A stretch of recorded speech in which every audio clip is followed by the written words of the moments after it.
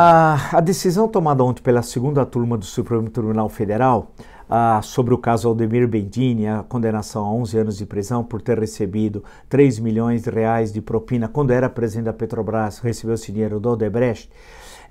A decisão da segunda turma foi por 3-1, né? Só estavam presentes 4 ministros, o ministro Celso de Mello não estava presente por razões de saúde, e pode criar aí, a questão, uma mudança radical nas condenações da Lava Jato. Foram 158 condenados à Lava Jato, desde que se aplique o caso semelhante ao do Bendini. Qual é?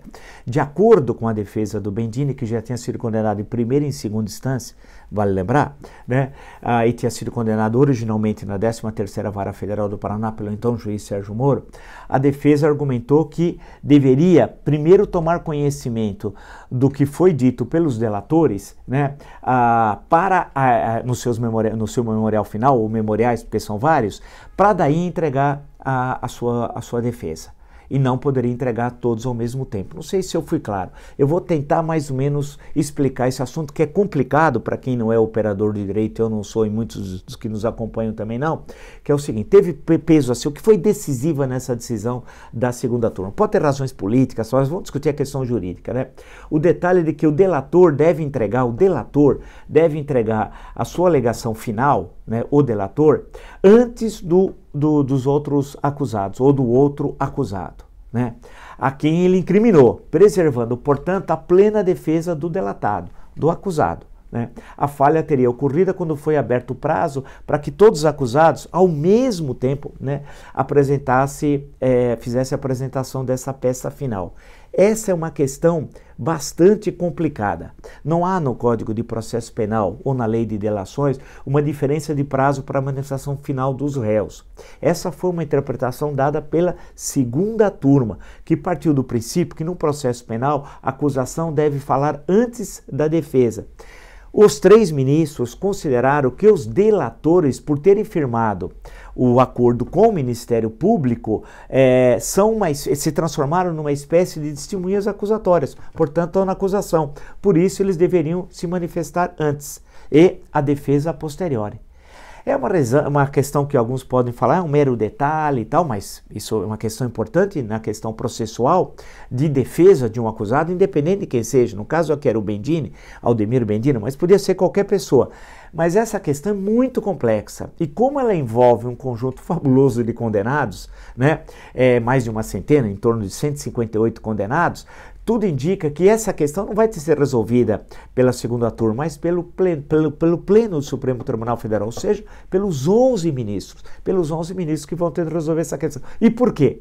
Claro que a grande questão é o Lula, evidente, porque a defesa do Lula vai pedir a anulação da sua sentença, como foi anulada a do Bendini. Não é que ele foi absolvido, foi anulado, né? Volta à 13ª Vara Federal. A defesa do Lula está querendo a mesma coisa. A anulação da sentença volta para a 13ª Vara Federal. E a defesa do Lula já tinha arguído essa questão. E o juiz Sérgio Moro, tinha indeferido. Disse o juiz: a defesa do acusado colaborador, o delator, segundo Moro, não é acusação. Não caberia, portanto, fazer a distinção entre acusados colaboradores e acusados não colaboradores, que no caso, entre parênteses, seria o Lula, otorgando vantagem processual a uns em detrimento de outros, de acordo com o juiz Sérgio Moro.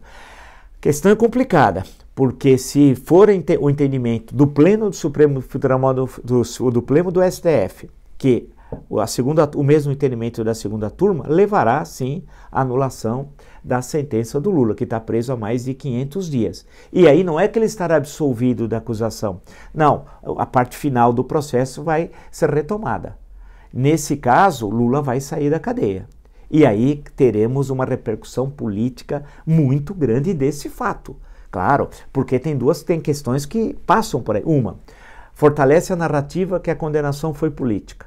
2, fortalece a narrativa de que tudo foi feito para retirar Lula do processo eleitoral. E o conhecimento das mensagens do site The Intercept Brasil, da troca de mensagens entre o juiz Sérgio Moro e o procurador da Lava Jato, e mensagens inapropriadas, inadequadas e algumas delas ilícitas, e quem comete um ilícito comete um crime, poderá levar também à suspensão nesses julgamentos do juiz Sérgio Moro. E aí significa que a Lava Jato e as condenações estarão próximas do fim. Teria de se refazer tudo. É uma questão complicada. Se o entendimento do STF for o mesmo da segunda turma, eu estou me referindo ao pleno, Lula vai ser solto. E teremos um período de enorme conturbação política. Teremos isso, por isso que ele vai ter que ficar preso? Não, tem de seguir o que determina a lei. A lei é igual para todos, não importa se a gente gosta ou não gosta. Não é essa a questão, se tem identificação política, ideológica, partidária, não é essa a questão. Todos são iguais perante a lei. Isso está na Constituição. A questão é a consequência política disso tudo. Então a pergunta fica, acho que para todo o Brasil, para os 210 milhões de habitantes, que ontem completou esse número, Lula vai ser solto?